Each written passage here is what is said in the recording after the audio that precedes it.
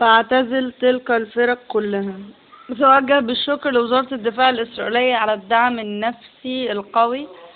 أيمن الصبح كانت حالتي النفسية صعبة جدا، بس يعني لما بتواصل مع وزارة الدفاع الإسرائيلية بكون في أمان، بس بنسبة كبيرة جدا أي مخاطر ممكن أتعرض لها ممكن أبقى صعب أتوصل لهم أو أتكلم معاهم، فموضوع يسوء مني أو أروح في حتة مش لطيفة.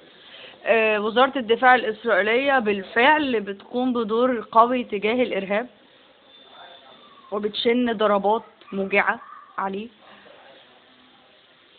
وعلى الرغم من ان ده يعتبر خرق التوقعات.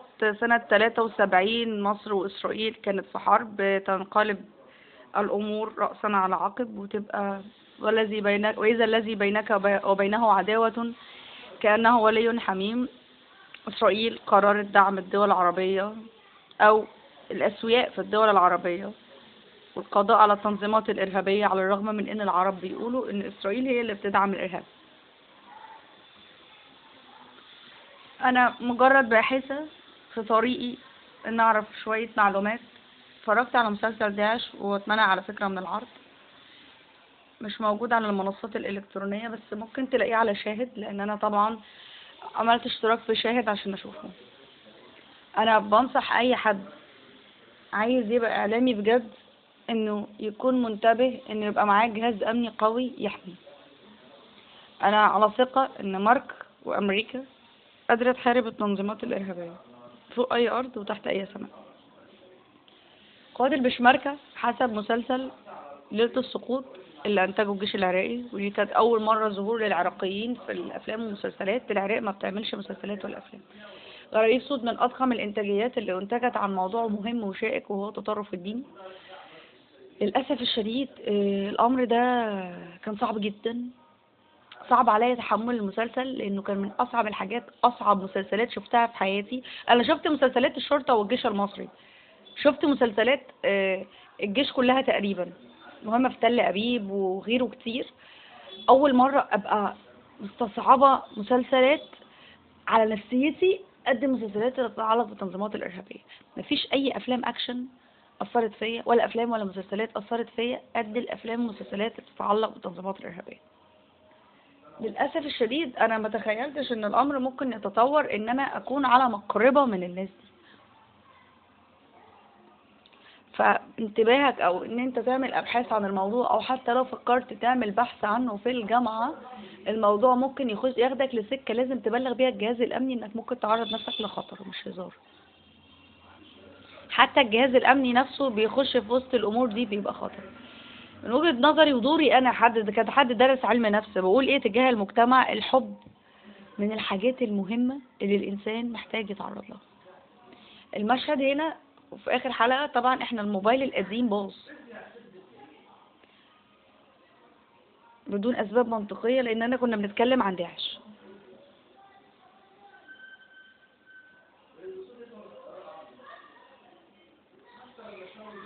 المسلسلات والافلام اللي اتكلمت عن داعش اتكلمت عن كوارث حقيقية كان لازم يبقى فيه حل ليها. البوليس المصري مش هيقدر لوحده يحل المشكلة دي، انا واثقة كويس انا بقول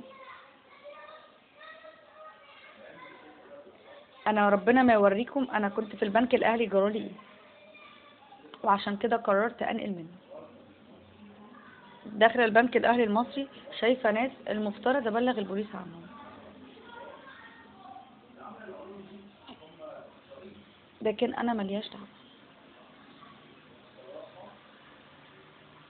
الشرطة والجيش المصري غير قادر على حل امور اصعب من قدرته على حلها. هو بيعتمد مبدأ السرية، وانه يمسك الجرائم ويمسك المؤذي بالمتلبس. انا وعدت الناس اللي شفتها ان انا مش هتكلم وماليش دعوه، ومن يوم اللي حصل ده للنهارده انا كل يوم بسمع حرائق في حته. انا كل اللي قدرت اعمله ان انا بلغت البنك ان سيب الاسلاك طالعه كده من العمومي من غير اي عوازل خطر، والبنك مش حابب يسمع غالبا. هو حر كمان كاهلي، لان دور الشرطه المصريه هي المهم في الموضوع ده. انا مش بخش الاماكن عشان خاطر اخاف على حد، لاني بطلت اعمل ده. هبطل ان انا ابقى بطل. لحد من كام يوم فاتوا لازلت بحاول اكون بطل. لازلت بحاول الاستشهاد في سبيل ان انا اعرف معلومة الحق بيها حاجات. لازلت ان انا بتصرف بتصرف اضحي علشان الحق بلوى هتحصل، ومش عارفة ابطل الكارثة دي. انا مش ضابط شرطة ولا جيش مصري ولا عايزة اكون، بس انا مش قد الضغط العصبي اللي انا فيه بسبب ما يتعلق بالارهاب والتطرف. كل ما بفتكر الموضوع نفسيتي بتتعب، وغصب عني انا من الشخصيات القوية، ما بعرفش يكون في حاجة اقوى مني مش قادرة احلها. انا شخصية عنيدة وصعبة، وبحب اعدي الامور الصعبة، ومفيش حاجة اسمها صعبة بالنسبة لي.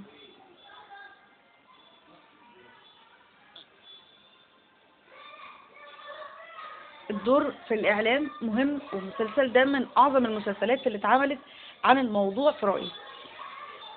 لازم يبقى فيه اهتمام بالكلام ده. مليكة كشخصية سابت اهلها واللي وراها واللي قدامها وشغلها وراحت وراه. غالبا التنظيمات الارهابية ديت صفاتهم ان هم بيبقوا لوحدهم، ناس معهاش حد جنبها، مفيش حد يدعمهم، مفيش حد بيحبهم، مفيش حد بيسمعهم، مفيش حد مهتم لوجودهم في الحياة. ودي كانت اخطر الاسباب اللي خلتهم في التنظيمات. مفيش حب ومفيش جواز، في رغبة في السيطرة، في رغبة في اننا مش عايزين حد يسيطر علينا، رفض فكرة ان حد يسيطر علينا. الارهاب والخوف والبلطجة والعنف سلوك اساسي عند التنظيمات. للأسف الشديد ده نفس اللي موجود جوه حماس.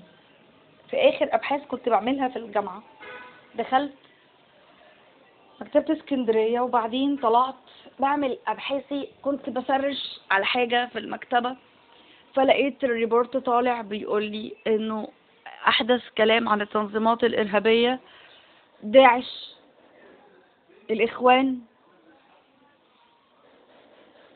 وتصنفت حماس كمان كتنظيم ارهابي مع حسن نصر الله وحزب الله.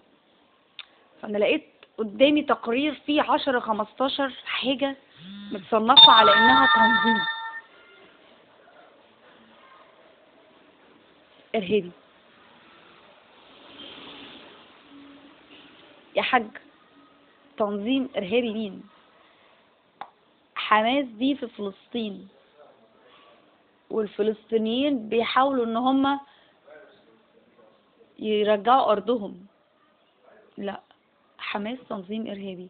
انا حسيت اللي مطلع لي التقرير حد قاصد يبعت لي رسالة مهمة. انا قلقت الصراحة وانا في المكتبة، عشان كده ما رحتش اعمل ابحاث تاني ومشيت.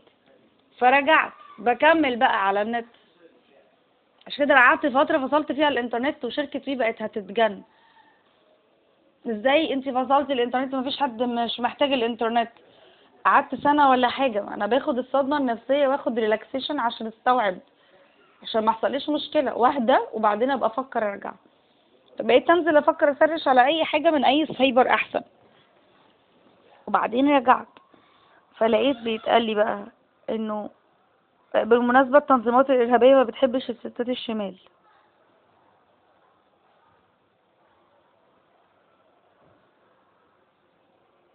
هم دول الناس اللي بتأذيهم. جايز اغلب اللي اتوجدوا في التنظيم الارهابي اساسا جم بسبب الزنا او اولاد حرام. يعني اللي شاف معايا 2013 عاملة ازاي في مصر هيعرف ان الخطر كبير جدا جوه الدولة، وخصوصا جوه البيوت.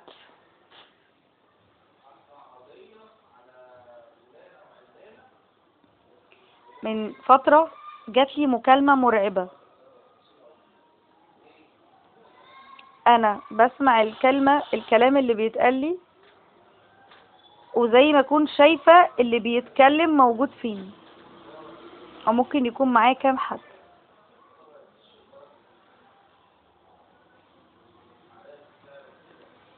الجيش والشرطة المصرية وقت ما هتكوني في خطر هيتجاهلك، خلي بالك.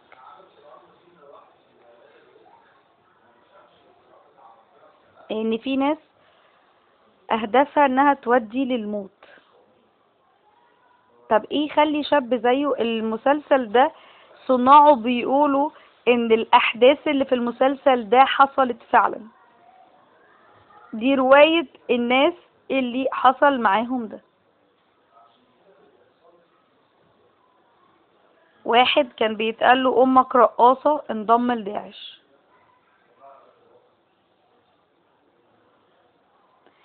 الرقاصة زعلت على ابنها لما راح لداعش وماتت هناك. ادي تأثير الكلام، على رأي منسي ولا مين من الجيش. الكلام اخطر من اي من الاسلحة.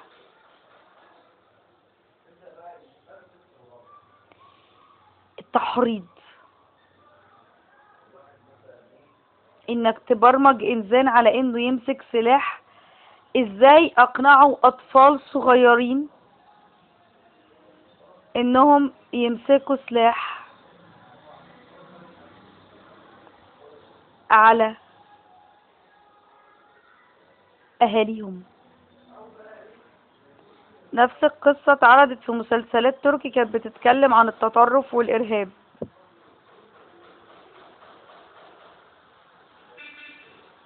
انت لو اشتغلت في الشرطة او الجيش هتفضل عمرك كله فيه بتحل في كوارث وبس. لو اشتغلت دكتور نفساني هتفضل عمرك بحاله يضيع في انك تحل ازمات الناس.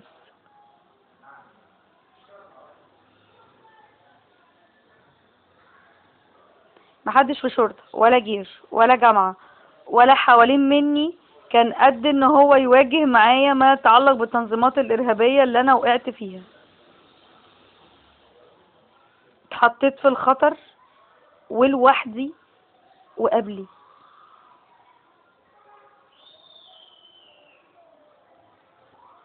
انا ما لقيتش حل غير وزارة الدفاع الاسرائيلية الصراحة. ومن يومها وانا حاسة بامان. انا بقالي 3 سنين حاسة بريلاكسيشن لاول مرة احسه، وامان لاول مرة احسه. قبل كده ما كنتش بحسه مش مع الشرطة والجيش المصري. على الرغم من كده انا عارفة ان الجيش المصري ما يتوثقش فيه، وجايز يكون عنده وجهة نظر في ان الجيش الاسرائيلي ما يتوثقش فيه. انت عايز الصهاينة يعملوا لي ايه؟ يخشوا على ارض مصر وانت موجود كشرطة وجيش يعملوا الدور اللي انت ما بتعملوش كجهاز امني؟ مطلوب من الصهاينة ايه مثلا؟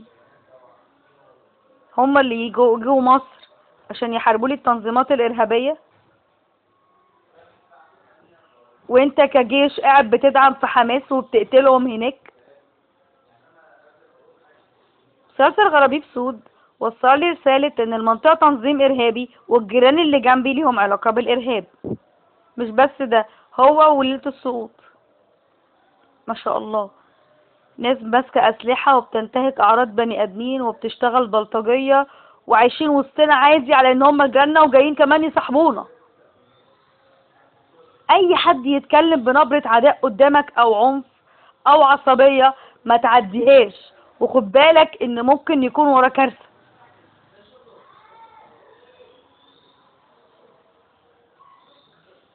في ناس في مصر اكتشفت وجودها في 2013 عبارة عن بلوى محتاجة جهاز امني قوي في العالم يحل، وقسم جيش مصر عشان هما مش رجالة اساسا. هما سابوا زميلهم يموت وسط التنظيمات الارهابية ولا شغلوا بس. او ممكن جوه الشرطة والجيش اصلا يكون في تنظيمات ارهابية. انسى، مش اي كلام تسمعه تصدقه.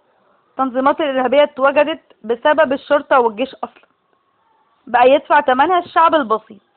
لا تمشي ورا دول ورا دول. قالك ايه في اخر المسلسل؟ فاعتزل تلك الفرق كلها. لا تمشي ورا الشرطة والجيش ولا التنظيمات ولا بتوع قال الله وقال الرسول، هتتدمر. حد جاي لك من اخر الطريق اسمعني نصيحة. انا مش بشن العداء على اي حد، اكني مش هسمح لاي حد يأذيني. ومش بنتمي لأي حد ولا هنتمي لأي حد، لا هنتمي لمصر ولا لإسرائيل ولا أي دولة في العالم. أنا هنتمي لنفسي وللحق فقط. يتحرق العالم كله، أنا لما اتأذي محدش هيهمه، وده اللي هيفضل في بالي طول الوقت. أنا لما اتأذيتش ما شغلتش بال حد، أنا لو اتأذيت تاني محدش هيهمه. أنا مش بعمل قلق للتنظيمات الإرهابية. يسعدكم يهنيكم إن أنا فكتني منكم. تقتل وتدبح في مصر ايه؟ انا ممكن اساعدك تعمل افظع من اللي انت حطيته في المسلسل، بس مالكش دعوه بيا. وقسما بدين اللي لو شفتك في شارع مقتل ومدبح في البني ادمين حتت ولا حاجه على اللي وريتهولي في 2013، انا استاهل اللي جرالي عشان فكرت انحل وراكم. دي دوله بنت وسخه وعايزه اوسخ حاجات احنا نتعرض لها. عبط الوطنيه وعبط الاقدام وعبط كفاح الفساد وعبط الإعلامية وعبط البطولة الوهمية. كل الحروب اللي في العالم هدفها النهائي التجارة في عرض. هما كل ده عملوه ايه؟ كتنظيم إرهابي عشان يعرفوا ياخدوا حريم يعملوا جنس معاه بعنف أو برضا، مش مهم، بشرطة وجيش الدولة. بيحتاج يطري على قلبه في أوقات بأنه يمارس الجنس مع بنات أو ستات. يعني الاتنين ما عندهمش مبدأ، لا الشرطة والجيش اصلا عنده مبدأ ولا المتطرفين دينيا عندهم مبدأ. ليه نمشي ورا اي حد فيهم اصلا؟ دي ناس هدفها النهائي تطلعنا مالطو وتصور لنا افلام سكس. طب يعني ما هم مدعومين من الغرب، امريكا، انجلترا، دول العالم الاجنبي. طب انتوا كتنظيمات ارهابية وكشرطة وجيش اديتونا طابع اجنبي في الدولة. ما هم الاجانب والغرب كده. حلو، فين بقى الحرب؟ بنحارب ليه؟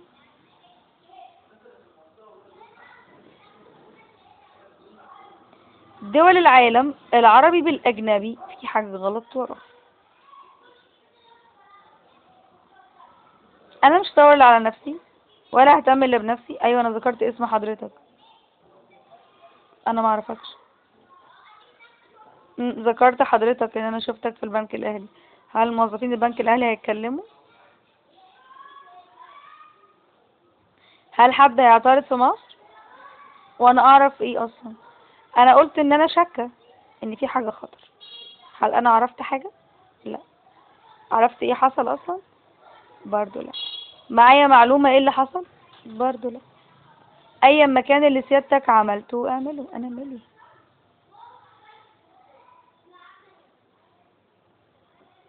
مش في عقاب هيتم على حضرتك؟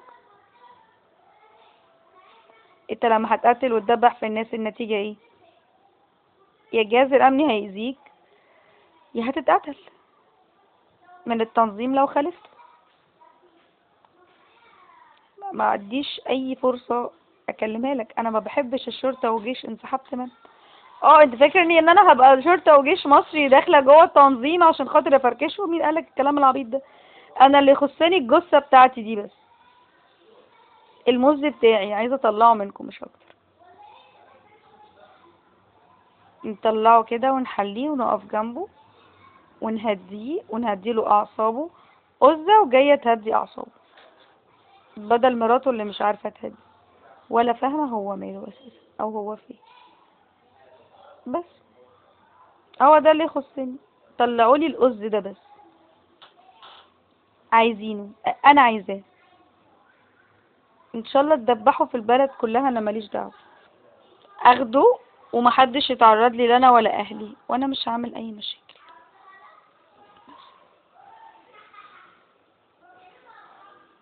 تقتلوا في في البلد، تدبحوا في البلد. انا مش عرفت اللي حصل صح وشفت وبقى عندي معلومة اتكلمت. اصل انا حتة ان انا ابقى بطلة دي بقالها كتير عندي.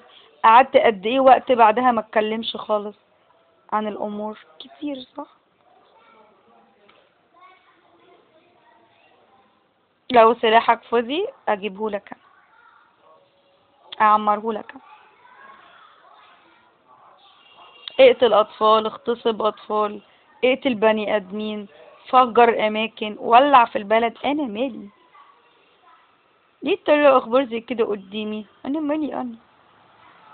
انا كنت interested وبطلت ابقى interested. انا اهم حاجة عندي نفسي وحياتي وعرضي كصم مصر. ده اللي قاله انكل حوفي لما جه وقت الحادثة يلحقني. دافي عن البلد بس مش بعرضك. هو كان عنده حق. انا دلوقتي اللي خسرت وبصوت وبعيط وهو مات. هو مات عشان مصر. هل مصر انتفعت بحاجة؟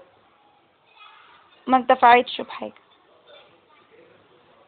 واحد مات وست اترملت وعيال اتيتموا. مصر بتعشق ده. هتقتل من عندهم ويقتلوا من عندك، ده موضوع يخصكم انتوا الاتنين. احنا بتشركونا ليه كشعب؟ انا مش عارفه. مشاكلكم حلوها مع بعض.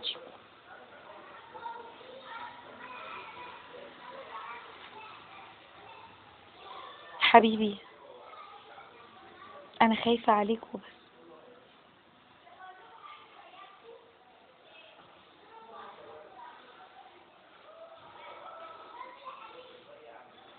خلاص فهمت. مكنتش عارفة الاول يا حبيبي، والله فهمت دلوقتي.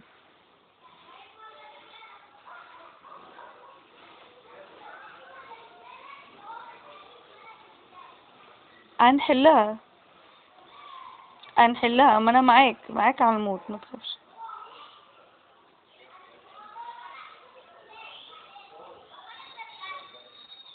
هي مش فاهمة حاجة وهي مش عارفة، وجايز هي ملهاش دعوة وملهاش ذنب. هي نصيبها واحد جه تقدم لها اتجوزته ومتعرفش حاجة.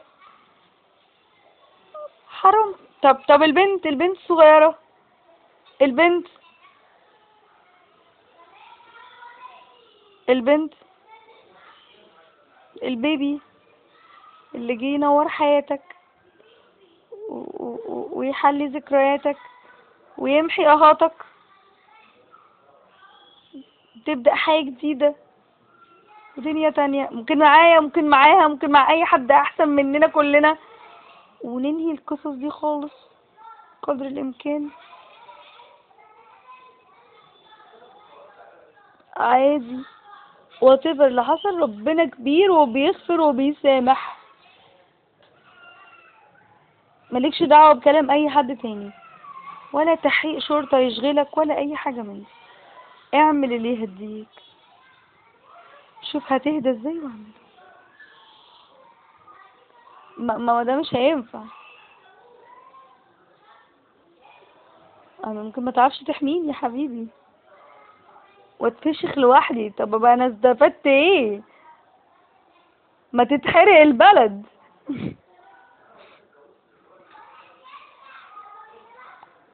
انت حل الازمه، انا هبقى معاك. ومادام الشكل ده مش هينفع اتجوزك. ما عنديش استعداد اموت من الخوف وابكي بدل الدموع دم يا قلبي. انا كان مالي لما كنت قاعده في حالي؟ انا مالي ومال بلاوي البلد ما تولع.